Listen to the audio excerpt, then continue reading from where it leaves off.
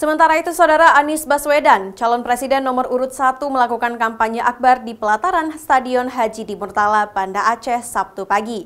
Anies berjanji akan memperpanjang dana Otsus Aceh, membangun stadion standar internasional, serta menjamin ketersediaan dan pemenuhan pangan untuk masyarakat. Para pendukung Anies memadati pelataran Stadion Haji di Murtala untuk mengikuti kampanye terbuka Anies Baswedan, calon presiden nomor urut 1. Saat menyampaikan kampanyenya, Anies mengutarakan sejumlah janji politiknya. Di antaranya akan memperpanjang dana otonomi khusus Aceh, karena dinilai pengalokasian dana untuk pembangunan di Aceh belum maksimal. Sehingga Anies berjanji akan menyusun ulang pemanfaatan dan pengalokasian dananya agar lebih optimal, agar Aceh tidak selalu menjadi provinsi termiskin se-Sumatera.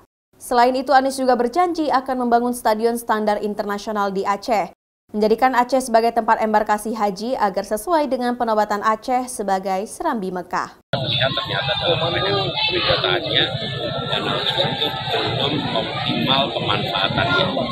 Jadi bila itu diperlukan kita akan lakukan perpanjangan, tapi akan ada pengalokasian yang lebih diatur supaya betul-betul terasa dampak. Pak, target salah satu yang kita rencanakan adalah menjadi tempat embarkasi haji, sehingga Serambi Mekah betul-betul serambinya menuju Mekah. Karena itu saya yakin di 2024 pilih perubahan juga.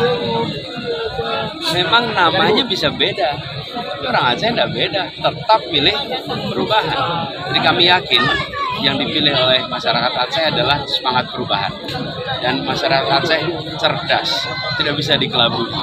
Jika nantinya terpilih sebagai Presiden Republik Indonesia, Anies berjanji akan memprioritaskan pelaksanaan program 100 hari kerja dengan mereformasi tata niaga kebutuhan pangan, termasuk melaksanakan kebijakan agromaritim agar memastikan keterpenuhan pangan untuk masyarakat.